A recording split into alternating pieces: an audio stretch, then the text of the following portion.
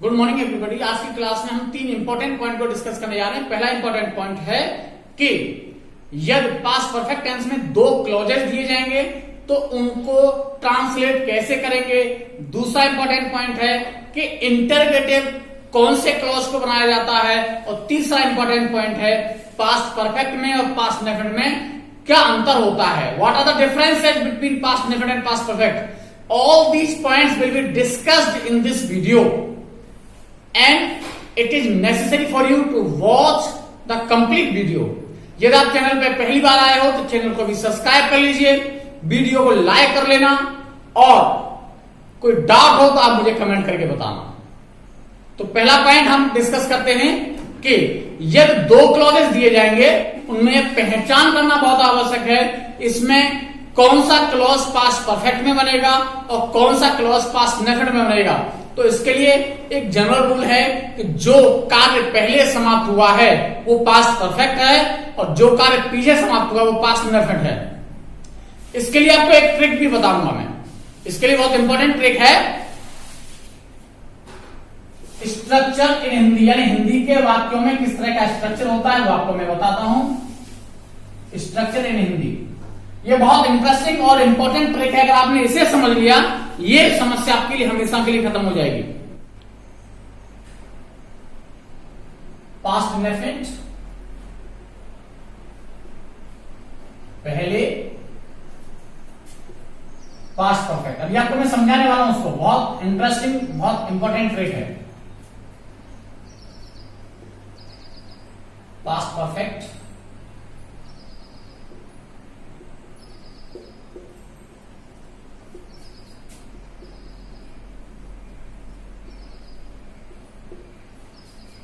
जिसे आपको मैंने जनरली बताया था कि जो कार्य पहले समाप्त हुआ वो पास्ट परफेक्ट है, जो कार्य पीछे समाप्त हुआ पास्ट इंडेफिनिट है। लेकिन इससे भी कई बार स्टूडेंट्स कंफ्यूज हो जाते हैं। उसके लिए बहुत आसान ट्रिक है। आसान ट्रिक क्या है? यदि हिंदी के वाक्य में पहले शब्द आया है तो पीछे परफेक्ट होता है और आगे इंडेफिनिट होता है, और यदि बाद आया है तो पीछे इंडेफिनिट होता है और आगे परफेक्ट होता है। ये बहुत आसान ट्रिक है। लेकिन जब हम इसको इंग्लिश में ट्रांसलेट करते हैं तो ये पॉइंट बहुत इंपॉर्टेंट है ध्यान रखने के लिए। जब इंग्लिश में ट्रांसलेट करते हैं तो पीछे वाला क्लॉज आगे आ जाता है और आगे वाला क्लॉज पीछे चला जाता है। यहां पर ये दो तीन छोटी छोटी गलतियां हमसे होती हैं। पहली गलती होती है हम टेंस को पहचान नहीं पाते हैं, तो वो पहचान का आपको सही तरीका बता दे। दूसरा है जब हम इसको इंग्लिश में ट्रांसलेट करते हैं तो इसको सीधा सीधा ट्रांसलेट नहीं किया जाएगा। इसको पीछे वाला क्लॉज आगे आ जाएगा, आगे वाला क्लॉज पीछे पहुंच जाएगा। और सबसे पॉपुलर एग्जांपल इसका है डॉक्टर के पहुंचने से पहले मरीज मर चुका था। वही एग्जांपल आपको मैं स्टार्टिंग कराता हूं।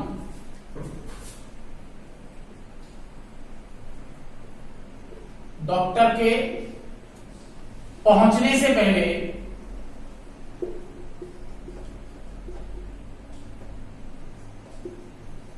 मरीज मर चुका था।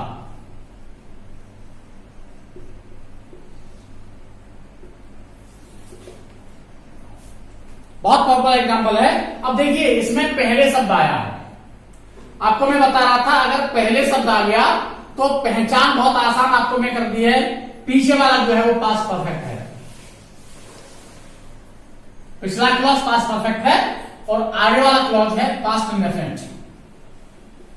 Past indefinite.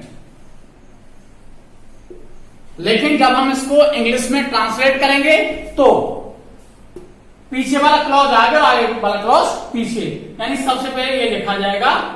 पीछे वाला चाहे इंडेफिनिट का या परफेक्ट का उसे आगे लिखा जाता है। मरीज मर चुका था ये आपको आगे लिखना है। कौन सा टेंस है? ये पास्ट परफेक्ट टेंस है। The patient had died. Past perfect से बना दिया। पहले के लिए कंजक्शन आपका बिफोर आ गया।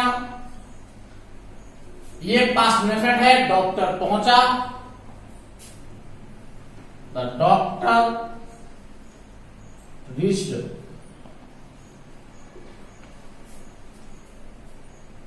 कोई डाउट है आपको?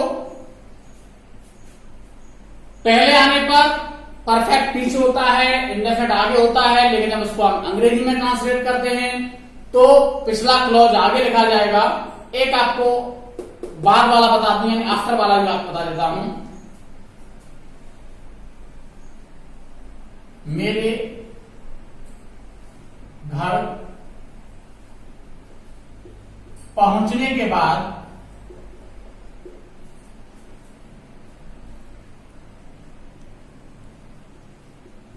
आयुष ने भोजन किया। तो देखिए बाद आ गया, और बाद आने पर क्या होता है, पीछे वाला इंडेफिनिट और आगे वाला परफेक्ट, यानी ये वाला पार्ट है वो पास्ट इंडेफिनिट है और ये वाला पास्ट परफेक्ट है। तो सबसे ज्यादा प्रॉब्लम आती है हमें केवल टेंस को पहचानने में। यदि हमने टेंस पहचान लिया कि इसमें इंडेफिनिट कौन सा है, परफेक्ट कौन सा है, तो आप इसको आसानी से बना दोगे। क्योंकि टेंस पहचानने के बाद दूसरा इंपॉर्टेंट पॉइंट हमें ध्यान रखना होता है कि पीछे वाला क्लॉज आगे लिखा जाएगा जब हम इसको इंग्लिश में ट्रांसलेट करेंगे। तो अब हमने आगे लिखना है ये, चाहे वो इंडेफिनिट हो या परफेक्ट हो, पीछे वाला क्लॉज ही आगे आएगा। आयुष ने भोजन किया, पास्ट इंडेफिनिट के हिसाब से आयुष एट फूड, ईट की सेकंड फॉर्म तो पास्ट इंडेफिनिट सेकंड फॉर्म लगती है। बाद के लिए कंजक्शन आफ्टर। मैं घर पहुंचा, ये पास्ट परफेक्ट टेंस है। I had reached home. तो ये आपका रूल नंबर 1.1। अब पॉइंट 2 की बात करेंगे कि प्रश्नवाचक कौन से क्लॉज को बनाया जाएगा। तो ये ध्यान रखना है कि क्या शब्द आने पर, यदि वाक्य क्या से स्टार्ट होता है, जैसे क्या डॉक्टर के आने से पहले मरीज मर चुका था। अब हम देखेंगे क्या शब्द तो यहां जुड़ गया, इसी वाक्य से मैं आपको समझाऊंगा। क्या डॉक्टर के पहुंचने से पहले मरीज मर चुका था, इसी वाक्य को प्रश्नवाचक बना रहा हूं ताकि आपको बहुत अच्छे से समझाया जा सके। अब देखिए क्या शब्द तो इस क्लॉज में जुड़ा हुआ है, लेकिन अंग्रेजी बनाते समय आपको यह ध्यान रखना है जिस क्लॉज को पहले लिखा जाएगा, जिस क्लॉज को पहले लिखा जाएगा उससे ही प्रश्नवाचक बनाया जाएगा। यानी हमने इस क्लॉज को ही प्रश्नवाचक बनाना है, जो क्लॉज पहले लिखा जाएगा उसी को प्रश्नवाचक बनाना है।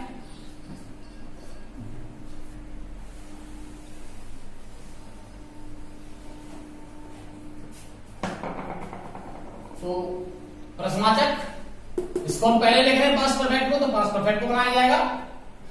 हैड द पेशेंट डाइड, पहले का बिफोर। अब ये पास्ट मेथड पीछे चला जाएगा। The doctor reached.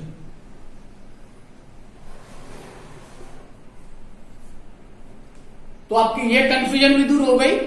यदि प्रश्नवाचक वाला वाक्य कोई आता है तो उसको एडिट बनाया जाता है। अगर वो प्रश्नवाचक वाक्य के बीच में आता है तो जिस क्लॉज में प्रश्नवाचक शब्द है उसी क्लॉज को प्रश्नवाचक बनाया जाएगा। लेकिन कंफ्यूजन कहां होती है, क्या शब्द वालों में कंफ्यूजन होती है बस।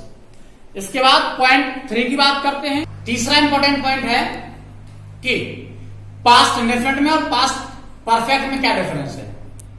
तो इसका एक बेसिक रूल आप याद रखें, past indefinite shows recent past, while past perfect shows long past. पहला पॉइंट, यानी रिसेंट पास्ट की जहां बात करते हैं वहां पास्ट इंडेफिनिट टेंस का प्रयोग किया जाता है, और लॉन्ग पास्ट की जहां बात करते हैं वहां पास्ट परफेक्ट टेंस का प्रयोग किया जाता है।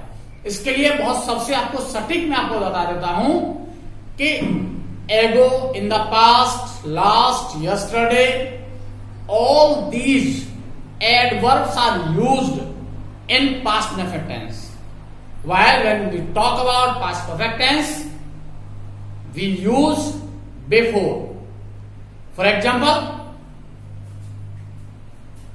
पहला पॉइंट, टाइम प्लस एगो आता है, बहुत इंपॉर्टेंट पॉइंट आपको बता रहा हूं, टाइम प्लस एगो आता है तो वो होना चाहिए आपका past indefinite tense.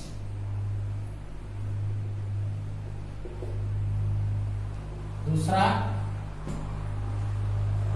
Time plus before आता है तो होना चाहिए आपका past perfect.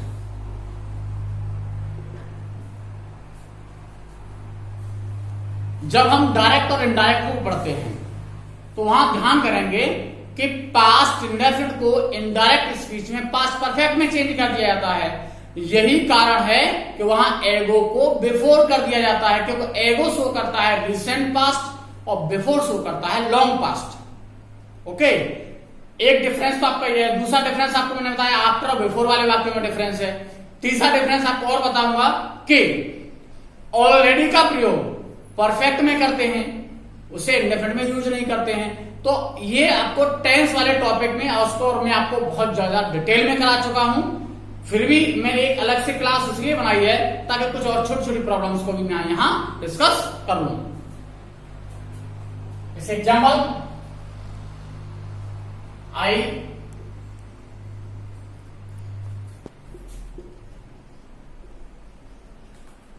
Dot and 10 months ago। अब ध्यान रखना है आपको, ऑप्शन आपको दे दिए जाए,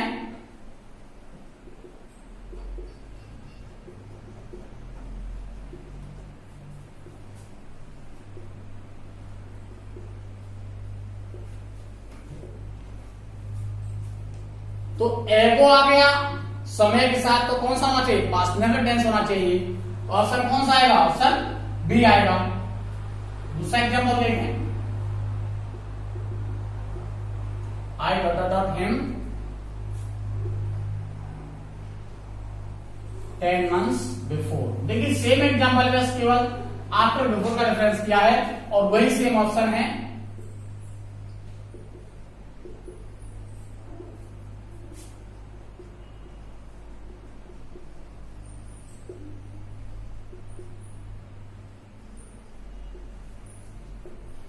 समय के साथ एगो आया है तो पास्ट इंडेफिनिट टेंस है, समय के साथ बिफोर आया है तो पास्ट परफेक्ट टेंस है। तो यहां देखिएगा 10 months ago था तो पास्ट इंडेफिनिट टेंस और 10 months बिफोर है तो past perfect tense, and option D. इसी तरह से सभी प्रॉब्लम्स इंग्लिश लिटरेचर और इंग्लिश ग्रामर को मैं 1 by 1 आपके लिए सॉल्व करता चला जाऊंगा। जरूरी है आप लगातार चैनल पे बने रहें और समय समय पर मुझे अपनी एडवाइस देते रहें, ताकि लेटेस्ट वीडियोस में मैं उन कमियों को भी दूर कर दूं जो मुझे नहीं दिखती, कई बार वो आपको दिखती हैं। नेक्स्ट वीडियो में आपसे मुलाकात होती है, तब तक के लिए गुड बाय।